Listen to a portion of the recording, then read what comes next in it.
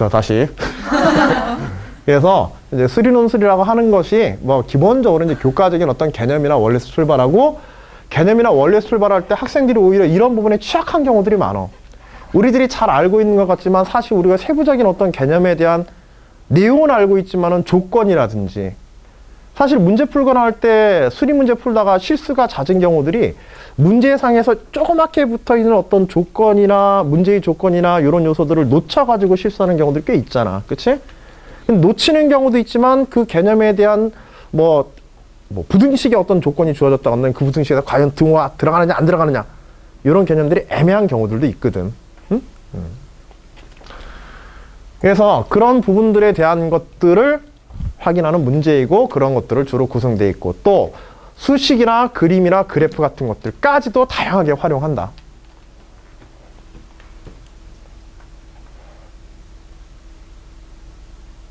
뭐 말 하나하나 어구를 풀어야 한 거지만, 어떤 논술에서 다루는, 수리논술에서 다루는 어떤 것이라고 하는 것, 그 대상이라고 하는 것은 서술해하거나 풀어내야 할 이제 주제, 우리가 흔히 이제 문제라고 부르는 거죠. 수리적인 문제. 물론 이제 이런 문제들도 어떤 단순한 하나의 질문으로만, 하나의 뭐 단편적인 어떤 답변을 요구하는 그런 질문들이 아니라 문제 하나에, 큰 문제 하나에 여러 가지 질문들이 동시에 들어가 있는 경우들도 있고, 해석하기에 따라서는 하나의 답변이 될 수 있고 여러 가지 결론으로 다룰 수 있는 답변도 최근에는 그런 문제가 적기는 하지만, 문제의 해석이라고 문제 자체에 대한 어떤 해석이나 이런 것들도 꽤 까다로운 경우들이 있어. 그리고 이런 것들은 주로 어디에서 재심이나 논제의 분석을 통해서 우리가 어떤 것을, 이 문제가 어떤 것을 다루고자 하는지 이것들을 파악을 해야 돼요. 다뤄야 되는 문제의 주제를 얘기하는 거야. 자, 그 논리적 구성이라고 하는 것, 마지막 부분이죠. 올바른 논증 구조라고 하는 것으로서 주장과 근거, 뭐 이건 잊지 말아야지. 어떤 하나의 수식, 우리가 수식으로 표현하는 A 이퀄 B라고, A 이퀄 B면 B 이퀄 C다. 이것만 보더라도 하나의 조건과 근거와 결론과의 관계들이 연결되어 있죠. A 이퀄 B고 B 이퀄 C면 뭐야? 조건이지. 이것을 근거로 해서 뭐가? A 이퀄 C라고 하는 주장을 펼치게 되는 거죠. 그치? 수학적 관계의 식들은 우리가 문제를 풀다 보면 연장에 수능 문제 풀고 하다 보면 수식 해가지고 막 풀어가지고 끝에 결론 답 딱 쓰잖아. 그치? 그래가지고 답안 체크 딱 하는데, 문제는 논술 답안은 절대 수식 해가지고 결론 딱 나는 이런 답안만 있는 거는 아니고, 이런 답안은 오히려 굉장히 적습니다. 뭐가 들어가야 되면 수식. A라는 수식과 B라는 수식이 C라는 수식을 이끌어내고 있다 라고 한다면 A, B, C 사이에는 첫 번째 수식과 두 번째 수식과 세 번째 수식 사이에는 인과의 관계가 성립하지. 그치? 그럼 어떤 게 원인의 식이고 어떤 게 결론의 식인지 이런 상호관계들을 설명을 해줘야 돼. 그래서 수식 논술 답안에서는 수식 사이에도 뭐가 들어가게 돼 있어? 문장의 서술이 들어가게 돼 있어요. A가 B이고 B가 C이므로 A 이퀄 C이다 라고 하는 그런 서술적 요소들이 들어가서, 알겠지? 이런 것들이 기본적인 이제 문장 사이에서, 수식 사이에서의 수학적인 논리적 구조를 만들어 주는 거고, 또 증명법에서 다루게 되는 귀류법이나 수학적 귀납법, 뭐 배리법, 여러 가지 증명법이라고 하는 것들은 그것 자체가 하나의 논리적인 구조를 가지고 있는 거야. 예를 들어서 귀류법 같은 경우는 어때?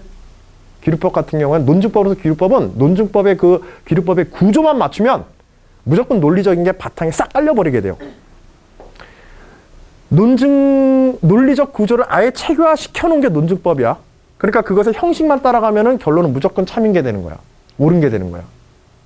근거가 완전하게 갖춰지고. 귀류법 같은 경우는 부정명제 만들잖아. 그치? 그쵸?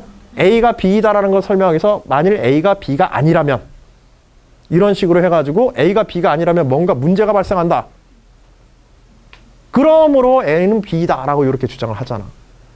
이 구조만 그대로 따라가도 어떻게 되게 돼? 실제로 이렇게 해서 마지막에 결론이 나온다면 이거는 중간에 어떤 의심할 여지 없이 어때? 논리적으로 완전한 결과가 되는 거지. 그치? 언어적인 어떤 연결, 인과관계에 의한 어떤 결론들도 있지만은 그 인과관계들이 아예 경직화돼가지고 규격화돼가지고 우리 틀로 만들어진 것들이 있어. 그런 논증법적 구조까지도. 수학적 기납법으로 문제 풀어라. 문제에서 요구하면은 설명해라 라고 하면 반드시 수학적 귀납법에 제대로 된 틀에 맞춰서 여러분들이 논리적 구조를 갖춰줘야 되는 거예요.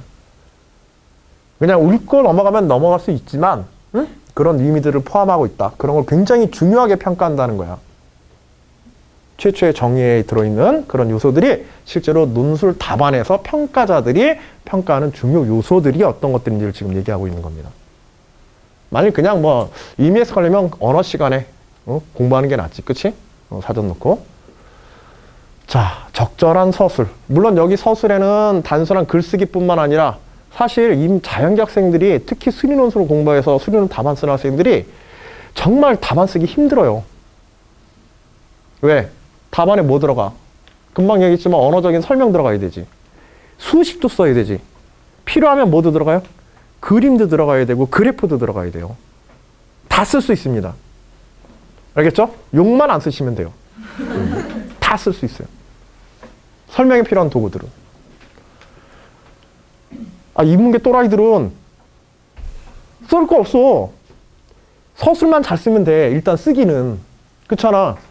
근데 우린 수식 쓰고 수식 사이에다가 말 집어넣어야 되지. 필요하면 그림 그려야 되지. 그림과 수식을 갖다가 수식 내용들을 연결시켜 설명해야 되지. 기호화해야 되지. 의미들을 기호화해서 수식으로 나타내야 되지. 굉장히 많은 작업들을 한단 말이야. 실제로 답안 작성에서도 서술이라고 해도 여기서는 단순한 서술이라고 표현하지만은 수학적 서술에서는 상당히 많은 요소들이 다양하게 들어갑니다. 문제가 다양한 형식으로 출제되듯이. 자, 뭐 수리논술 문항에 구성해가지고 요거는 이제 논술 문항해가지고 혹시라도 여러분들이 논술에 대해서 논술 문제에 대해서 처음 접한다고 한다면 혹은 접한 경험이 적다고 한다면 논술 문항이 도대체 그러면 어떻게 만들어지는지, 만들어져 있는지 그 형식적인 요소를 한번 보자는 겁니다. 첫 번째 제시문, 그 다음에 두 번째 문제 딱 단결한 단순 구조야. 알겠지? 그러나 여기서 정리하게 단순 구조지 실제로 요 안에는 이제 뭐 문제 자체는 뭐 말할 필요 없지. 제시문이라고 하는 것은 여러분들 뭐 문제 뒤쪽에 뭐 아무데나 페이지를 펼쳐보셔도 좋아요. 그러면 뭐 기본 예제니 뭐 연습 예제니 뭐 해가지고 이런 식으로 쭉 있는데 문제의 맨 위에 보시면 간단한 문제의 조건이라든지 혹은 문제를 푸는데 필요한 어떤 수학적 원리들을 아예 주는 그런 약간의 설명의 문구들이 가, 나, 다 혹은 독립적인 박스 안에 이렇게 표시된다든지 혹은 문제 앞에 조그맣게 이렇게 붙어 있다든지 이런 식으로 다 붙어 있을 거야. 이런 부분들이 다 제시문이 되게 돼요. 예를 들어서 24페이지 한번 보세요. 뭐 아무데나 펴놨더니 각자 다른 페이지 피면서 다른 거 보고 있어가지고 24페이지 보면 연습 예제 보면은 연습 예제 3 보면은 맨 위에 네모 박스 안에 들어있는 게 이게 뭐야? 이게 제시문이야. 알겠지? 그 다음에 문제 1, 문제 2, 문제 3 해가지고 여기에 뭐 솔루션 스텝 뭐 해가지고 한 거는 여러분들에게 조금 앞부분에서는 논술 문제 아직 익숙하지 않은 상황에서는 아무래도 단계별로 접근해가는 게 조금 이제 곤란할 수가 있어서 아예 그냥 요거는 해설 겸 해가지고 여러분한테 이런 식으로 한번 생각해 봐라라는 어떤 방향을 주기 위해서 제가 그냥 넣은 거고요. 실제 문제는 거기 문제 1 바로 밑에 있는 것, 문제 2 바로 밑에 있는 것 이런 것들이 이제 문제들이야.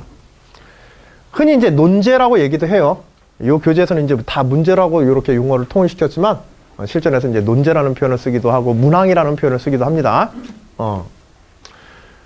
그래서 일단은 그 앞부분의 제시문의 내용들은 보통 논제의 이해를 돕기 위한 내용 또는 문제를 풀기 위한 자료들 그리고 여기에 추가적으로 문제를 푸는 조건 이런 것들까지 들어가 있는 경우들도 있어.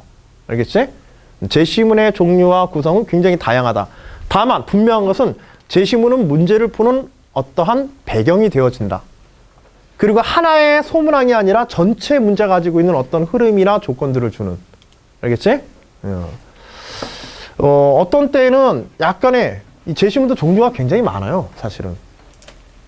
만약 문제가 굉장히 어려워서 비교과적인 문제로 간다. 교과상에서 안 배운 정의와 개념을 풀어야 된다. 그러면 문제의 제시문에서 아예 교과적 개념을 줘버리는 경우가 있어. 그 정의에 대한 설명. 그걸 가지고 어떤 문제를 풀 수 있는가, 예시, 이런 것까지 아예 다 주고. 문제에서는 그런 문제들은요, 특징이 있어요. 제시문만 제시문의 구조라든지 제시문의 종류 이런 걸 좀 알면은 어떤 요령이 생기냐면, 만일 금방 설명한 것 같은 이렇게 정의나 예시 이런 것들로 돼 있는 문제 있잖아. 1번 문제는요, 무조건 그 개념에 대한 확인이에요. 즉, 예시를 통해 가지고 여러분들이 개념에 있는 걸 그대로 적용해서 푸는 거야, 그냥. 그리고 2번 문제는 그렇게 풀어낸 문제 가지고서 일반화하거나 이런 단계대로 분명히 구성돼요. 그러니까 이런 문제들은 제시문 읽을 때 거기에 나와 있는 예시를 잘 읽고 1번 문제에서 그 예시의 과정들을 그대로 적용해서 풀거나 약간의 조건에 따른 손질만 해주면 바로 문제가 풀리도록 돼 있어요. 다만 어디가 어렵겠어요? 제시문 읽는 과정에 시간이 많이 걸립니다. 모르던 거니까, 새로 배우는 거니까. 공부를 새로 해야 되거든. 시험 시간에 제시문을 읽고.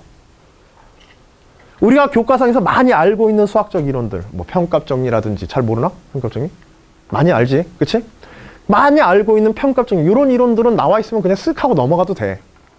그런데 그런 것들은 그걸 이용해서 문제를 풀어라라는 뜻이거든. 그러면은 얘는 문제에 대한 제한 요소가 되는 거야. 문제에 대한 힌트가 아니라. 수리적 문제를 푸는 방법은 굉장히 다양하게 존재할 수 있죠.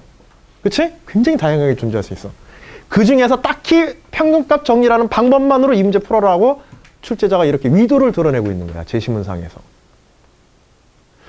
제시문이라고 하는 거는 문제를 풀어가는데 상당히 많은 정보를 주기도 하고, 여러분들이 앞으로 봐가는 문제들 중에서 제시문이, 이 제시문, 이 문제는 이런 제시문의 유형을 가지고 있다 라는 설명들을 할 때마다 이런 제시문에서는 이런 방향의 문제들이 출제되는구나, 이런 형식들만 조금 알아놔도 아무래도 문제에 대한 전체 구성에 대한 접근이라든지 속도가 조금 더 빨라질 수 있겠지. 그치?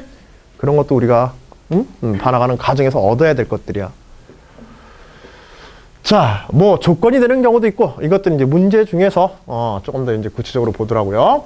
문제풀이의 기본적인 상황이나 배경을 이제 서술해 주기도 한다. 문제풀이 상황이나 배경에서 가장 많이 등장하는 인간이 누구게요? 철수. 또, 그치, 영희. 철수 사고 치면 영희가 맨날 도와주잖아. 근데 요새는 그 기존의 틀을 깨고요, 철수랑 영희랑 같이 사고 치는 경우도 꽤 많아요. 둘 다 틀려. 그리고 이제 성균이라든지, 진짜 성균이 많이 나와.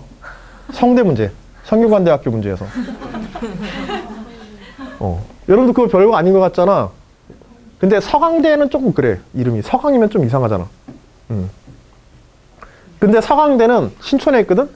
그러니까 문제의 배경이 신촌인 경우가 많아. 신촌 4거리, 신촌 5거리, 신촌 4거리에서.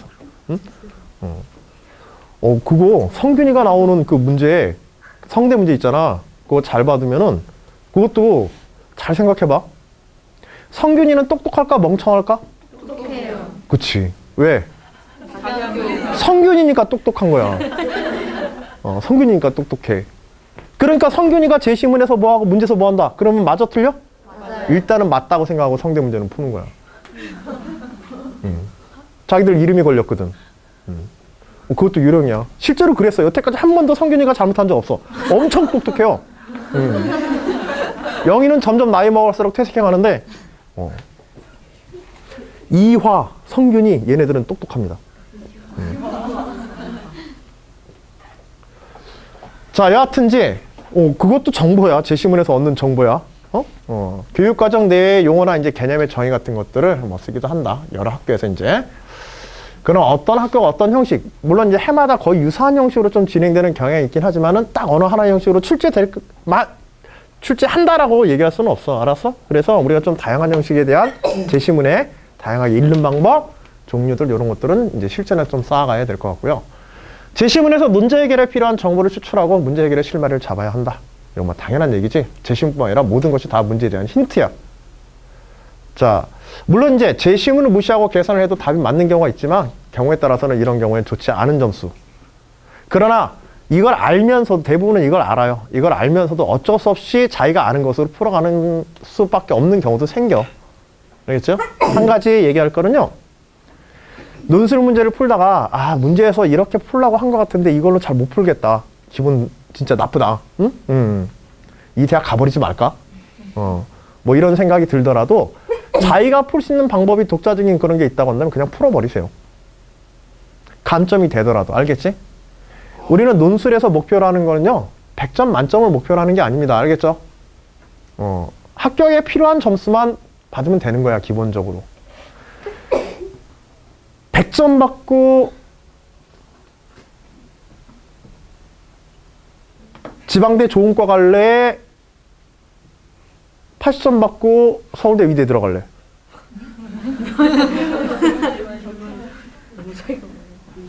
이거 비유가 좀 그런가? 뭔 얘기인지 모르겠어? 우리한테 필요한 거는 어느 학교든지 거기에 만점 받을 필요는 없단 말이야. 알겠지? 여러분들이 수시에서 논술 전형으로 지원하는 거는 대부분 상향 지원을 목표로 해요.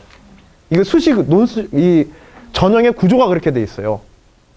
학생부 교과 종합전형 지원하는 학생들은 함부로 상향 지원이 힘들단 말이야. 자기의 어느 정도 라인을 알기 때문에. 그치? 내신이 어느 정도 선이 안 되면 좀 힘들어 하잖아. 근데 논술은 그걸 뛰어넘을 수 있단 말이야. 한 번의 시험으로. 정시도 그래. 정시도 꾸준히 수능 직전까지 모의고사를 쭉 보면서 자기의 능력이나 평가의 어떤 선들이 어느 정도 라인이 정해진단 말이야.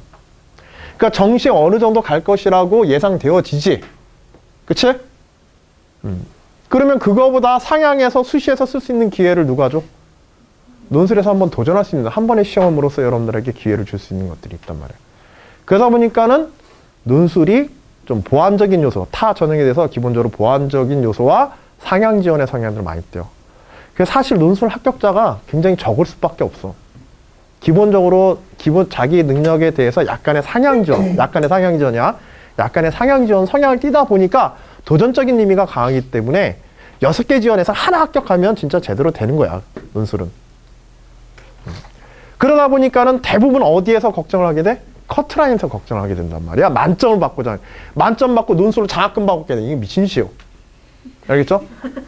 80점 받고 내가 원하는 학과 혹은 내가 원하는 학교 여기에 가겠다라는 생각을 가져야 돼. 그래서 이런 경우에 내가 제시문에 무엇인가 혹은 문제에 묻던 요소를 놓친 것 같다. 아, 나 문제 놓쳤어. 빵점짜리야 라고 생각하시면 절대 안 된단 말이야. 알겠지? 필요한 만큼의 점수만 받으면 돼. 답이 안 나와도 답안 써도 돼요.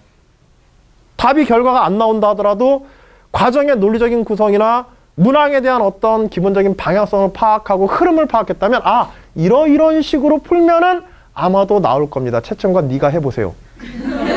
라고 쓰시면 안 되겠죠. 마지막만 잘 장식을 해주시면 이것도 분명히 논술은 과정의 평가라 그랬잖아. 그치? 결론이 조금 부족하고 잘 안 나왔다고 할지라도 방향성이 제대로 맞고 수리적인 근거나 분석력들이 어느 정도 갖춰져서 쓰기가 제대로 되어 설명이 되었다고 한다면 100점 만점에 60점 정도 이상은 나옵니다. 기본적으로.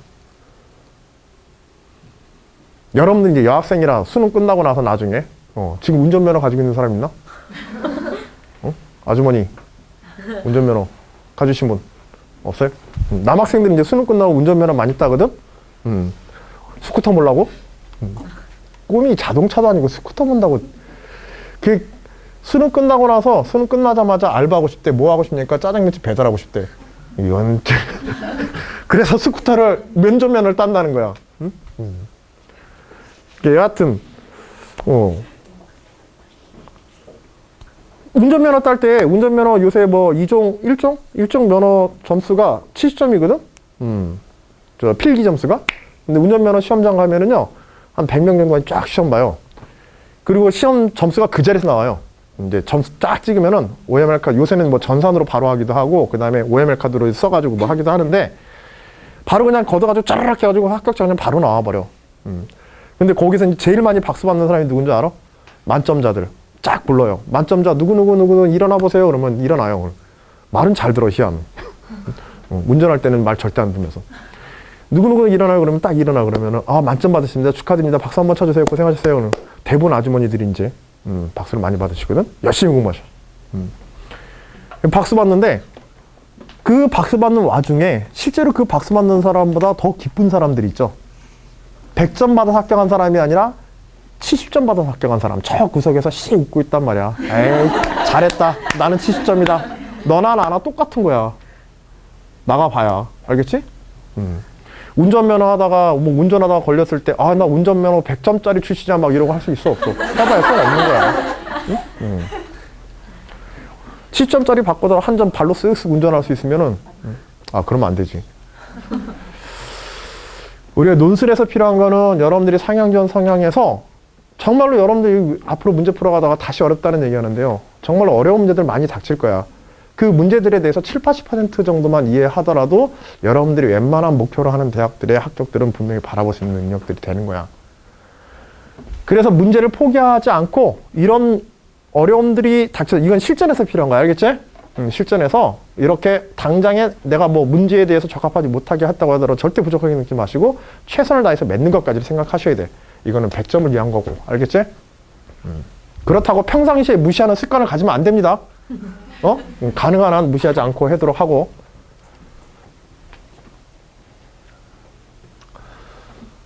보통 제시문은 논제 앞에 제시나 논제 뒤에 제시되거나 별도의 제시문이 제공되지 않는 경우도 있다. 뭐 시립대나 이화여대 같은 게 이게 무슨 얘기냐면 그냥 문제만 출제돼요. 그런 경우는 제시문 없이 그냥 나오는 경우도 있어. 알겠지? 그 시험 보다가 말고 선생님 제 답안지가 문제지가 이상해요. 제시문이 없어요. 그러고 나오는 학생이 간혹 있단 말이야. 진짜야. 그냥 나오는 대로 풀면 되는 거야. 알겠지? 실제로 오류가 좀 있다고 하더라도. 분량이라든지 이런 것들은 뭐 생각할 건 없고요. 사실 상위권, 요새 상위권 대학 약간 성향 얘기하면요. 분량에 있어서 상위권 대학, 연대, 고대, 한양대 이런 학교들 있지? 성대 이런 학교도 수리논술 문제들 보면 예전보다는 제시문의 분량이 상당히 적어요. 제시문의 분량이 적다는 얘기는 설명을 많이 하지 않는다는 얘기지. 그치? 설명이나 정보를 많이 주지 않는다는 얘기야. 이건 무슨 얘기냐면 여러분들이 문제, 요새 출제 문제가 가능한 한 이제 교과 위주로 내용 구성을 좀 많이 강조를 하다 보니까는 수리적인 근본적인 원리가 비교과로 넘어가는 경우가 별로 없어. 그러다 보니까는 설명이 적어지는 거야. 대신에 이제 문제의 조건 혹은 문제에 사용하는 간단한 수학적 원리나 명칭 이런 것들만 촉촉촉 요약을 해놓고 제시문 짧아주고 아니면은 아예 그런 수리적 원리 없이 문제의 조건만 땅 하고 올려버리고 알고 있는 수학적 지식으로 이거 풀어라. 이 조건 하에서. 이렇게 되다 보니까는 제시문이 짧아져. 제시문이 짧아질수록 문제는 어려워져요, 사실. 그런 성향이 조금 있긴 있어. 전체적으로, 전반적으로. 그리고 시험 시간도 예전보다 많이 줄어들었고. 예전에 서울대는요, 5시간 동안 시험 봤어요, 논술 시험을. 5시간 동안. 그리고 수리논술 문제 있잖아. 2008년도 서울대 수리논술, 수시 수리논술 문제 보면은요, 제시문만 A4 용지로 5페이지예요.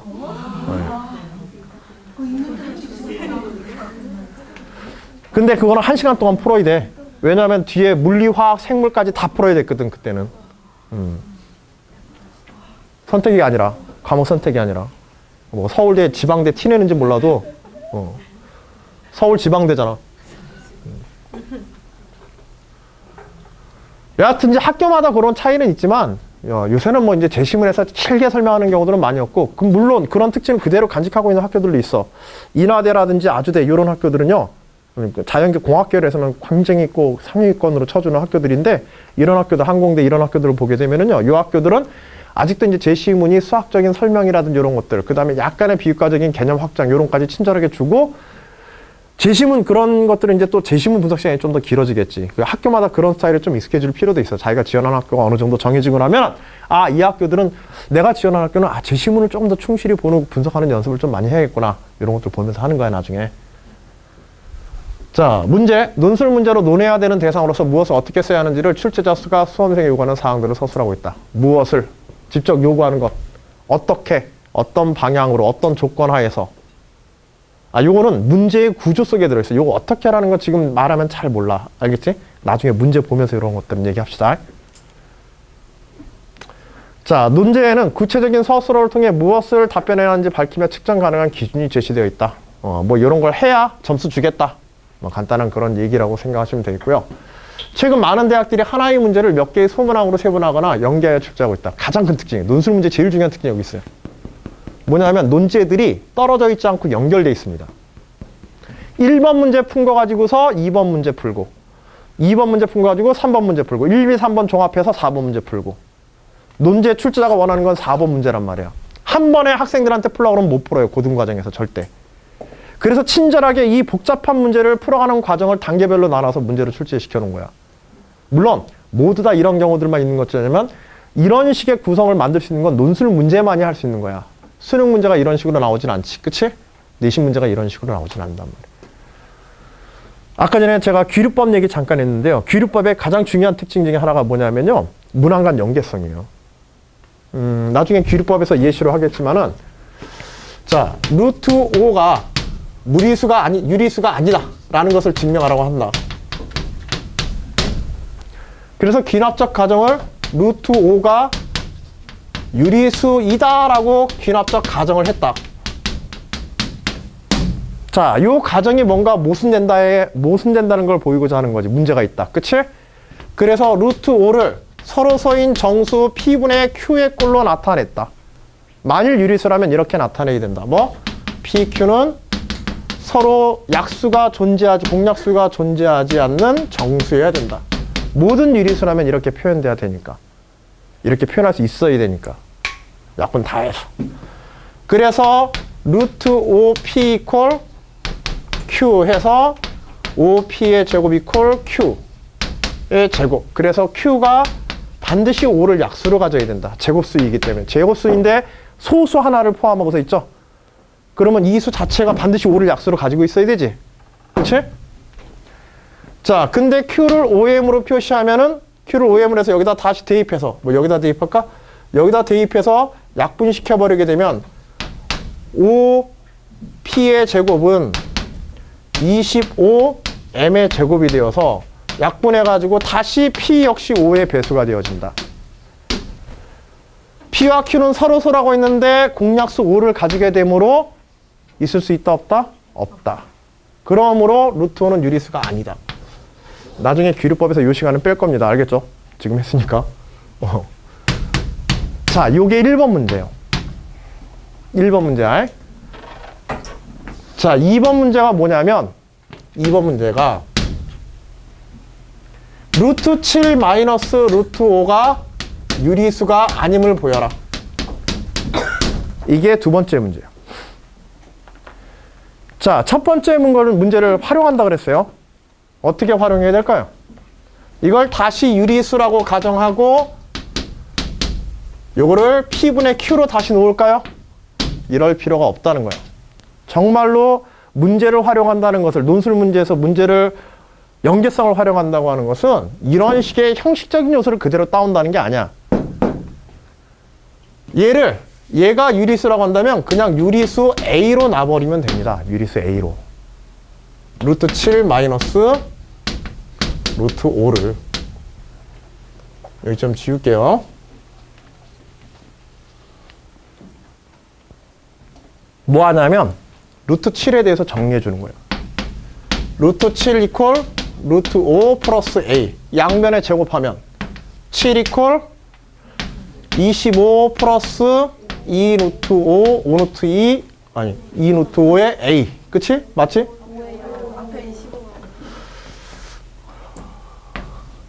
다시 안 그럴게요.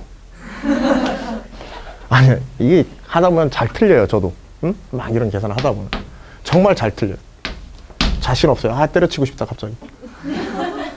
자, 이렇게 됐지? 자, 이번엔 뭐 하냐면, 넘기고 정리하지. 루트 5에 대해서 정리해봐. 그래서, 2-A의 제곱. 2-A의 제곱에 2분의 A. 됐지? 자, 우변이 뭐예요? 우변은 유리수예요. 왜냐하면 A가 유리수이기 때문에. 좌변은? 좌변이 무리수인 건 어떻게 알아? 1번에서 증명했기 때문에. 그래서 이 결론은 뭐에 입에 된다? 루트 5가 유리수라고 하는 것은 1번에 증명된 결론에 위배되어지므로 성립하지 않는다. 그러므로 루트 7 마이너스 루트 5는 뭐다? 유리수이다. 요게 1번을 이용하는 거야. 논술 문제에서 문항간 연계성을 이용해서 문제를 푼다라고 하는 개념은 단순히 앞에 문제 풀었던 그 과정을 반복한다는 게 아니야. 알겠지? 그것의 결론이나 그것을 풀어간 과정상에서 어떤 논리적인 수학적 구조, 조건, 결과물 이런 것들을 뒷문제에 넘겨받고 하면서 문제를 확장하는 보다 더 난이도 있고 심도 있는 문제를 풀어가는 앞 단계를 갖다 발판으로 삼아서 진행한다는 뜻이야. 문제가. 논제의 구성이라고 하는 것들이 논술 문제에 이런 특징을 가지고 있다. 아주 중요한 특징이야. 그래서 논술 문제에서 흔히 논술 선생님들이 저뿐만 아니라 얘기할 때 논술 문제 푼 데가 문제 잘 안 막힌다. 첫 번째 어디로 가라? 제시문으로 가라. 내가 놓친 거 없나? 제시문에 힌트가 없나? 두 번째, 그래도 안 풀린다? 어딘가에 힌트가 숨어 있을 것이다. 어디에 숨어 있을 것이다? 앞 문제에. 그치. 앞 문제. 뒷 문제가 아니야. 앞의 문제. 앞 문제 풀었던 것이 이 문제와 어떤 연계성은 없을까? 이런 것들을 고민하고 찾아보다 보면 거기서 뭔가 툭 하고 튀어나온단 말이야. 알겠지? 뭐가 튀어나와? 그치. 내가 원하는 대학이 튀어나오는 거지. 고석에서 그냥 통 하고. 70점짜리가. 100점짜리는 절대 안 튀어나옵니다. 그런 식으로 봐가지고. 자, 이게 이제 문제 연계성이라 하는 거야. 논술 문제의 특징으로서. 알겠지? 그런 특징을 하나 그냥 간단하게 보여드리기 위해서 미리 기술법에 관한 포함된 설명을 했으니까 저건 나중에 간단하게 더 보여드릴 거예요. 아시겠죠? 지금 정리하려고 너무 애쓰지 마시고. 자, 문제 해결 과정에서 문제의 이해, 뭐 이거는 제시문이나 논제를 통해서 뭐 이거 왜 뭐 단계 해가지고 이렇게 뭐 좀 구별해놨는데 사실 큰 의미가 있지는 않아요. 수리논술에서는. 그냥 수리논술은 일단 문제 푸는 거예요. 다른 거 없어요. 제시문이라든지 이런 것들, 제시문과 논제를 보고 문제를 정확히 이해하고 그 다음에 어떻게 풀 것인가 계획을 세우고 개요를 간단하게 작성한 후에 답안 쓰기. 근데 사실 이 개요 작성이란 이런 것들은 실전에서는 이게 쓰기가 힘들어요. 이런 것들은 시간 많이 잡아먹고요. 알겠지? 그래서 해결 전략을 수립한 후에 연습장 혹은 문제지 여백. 연습장을 따로 못 들어가지고 가요. 실제 시험에서는요. 알겠죠? 그리고 연습지를 따로 주지도 않습니다. 답안지 교환도 안 해줘요. 알겠죠? 그래서 문제지의 여백을 사용해서 뭐 인하대 같이 특별히 연습장을 주는 경우가 있긴 하지만은 그런 예외적인 경우들 제외하고는 대부분은 문제지 여백을 사용해서 여러분들이 문제 다 풀어야 돼. 그리고 여기서 개요 작성이라는 거는 그렇게 했었을 때 이 개요 작성은 그렇게 산만하게 그렇게 풀리고 정리된 그 과정들을 갖다가 체계적으로 뽑아내는 거야. 내가 답안에 뭘 쓸까? 그런 것들이 개요 작성 정도라고 생각하시면 돼요. 답안 작성하기 전에 이거는 반드시 생각을 하고 들어가야 돼요. 중요하지 않다라는 게 아니야. 알겠지? 실전에서 이걸 일일이 다 쓰기 힘들다는 뜻이고 실제로 여러분들이 답안 쓰다 보면은 이런 부분들이 굉장히 귀찮아질 거야. 그래서 이것들을 해나가는 게 아니라 내가 뭘 쓸까를 여기서 뽑아낸다. 문제를 풀고, 알겠지? 문제를 풀고 방향 잡고 풀고 거기에서 내가 뭘 쓸까를 체계적으로 뽑아서 정리할 요소를 중심으로 문제를 풀기 위한 요소가 아니라 정리하기 위한 단계로서 이걸 정리하는 걸 갖다가 생각하시라는 얘기야. 밑줄과 번호만 붙여서라도. 알겠지? 1번, 2번, 3번, 4번 이런 순서로 논리적으로 답안 써야지. 그런 식으로 해가지고. 그거 가지고 그래서 마지막에 답안 작성까지 이렇게 완성이 되어지는 거야. 결론. 잘 풀고 잘 쓰자. 밖에 없네. 응?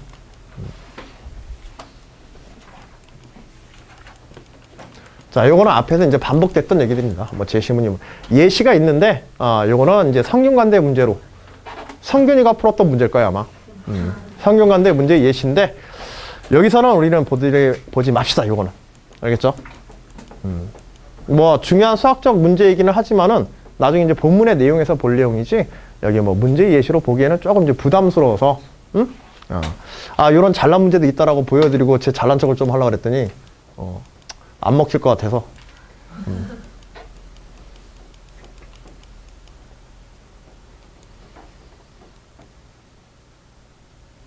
뭐 하나 볼까 그래도?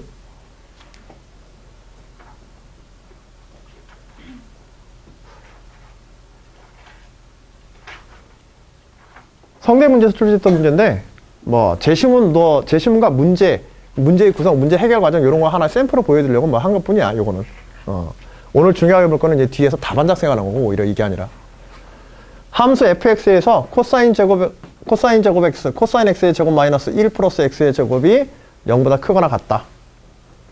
이거 좀 잘못됐네. 코사인 x의 제곱이에요. 이것이 0보다 크거나 같다는 것을 이제 보여라. 요거거든. 요 문제를 딱 보고 이 문제가 무엇을 요구하는 문제인지는 당연히 눈에 보이지. 부등식으로서 보이지. 근데 이건 보이는 걸로 그냥 끝내서는 안 돼. 그러면 도대체 함수 fx에 대해서 우리는 뭘 하라는 걸까 이거? 함수 fx가 0보다 크거나 같다. 교과적 과정에서는. 뭐 당연히 여기 미분 나와 있으니까. 그래프 개요. 좋습니다. 그래프 개요. 또 그치. 최대가 아니라 그치. 함수의 최소값이 뭐다? 그치. 0보다 크다. 크거나 같다. 이걸 설명하라는 거지. 그래서 미분을 통해서 체계적으로 여러분 교과상에서 배운 그런 과정들로서 1차의 미분 통해서 계산해 본 거야. EX sin EX. F 더블 프라임 X E 마이너스 E 코사인 EX 했더니 얘는 부호를 잘 모르겠어. 그치? EX 마이너스 sin EX 가지고는. 왜냐면 X가 0과 1 사이일 때 애매해지니까. 그치? 그 대소관계가. 0과 2분의 1 사이에 있을 때. 그러나 요거는 확실하지. 그치? 얘는 어쨌든지 간에 0보다 크게 돼.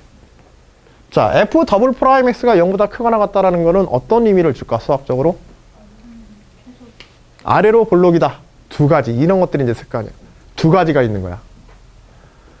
아래로 볼록이다라는 것과, 그치. F 프라임 X가 어떤 함수이다? 증가함수이다. 도함수도 함수다.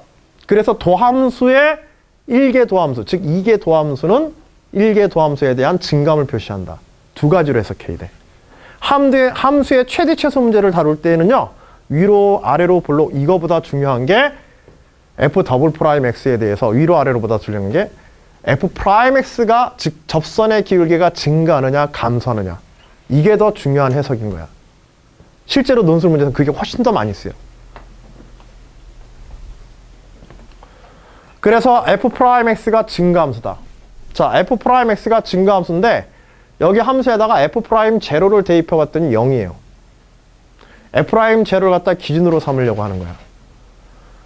F 프라임 제로가 0이면서 F 프라임 X가 증가함수라면 만일 X가 양수일 때, 0보다 큰 수일 때, F가 0보다 큰 수에 있다면 F 프라임 X는 증가함수니까 F 프라임 X는 양수겠지.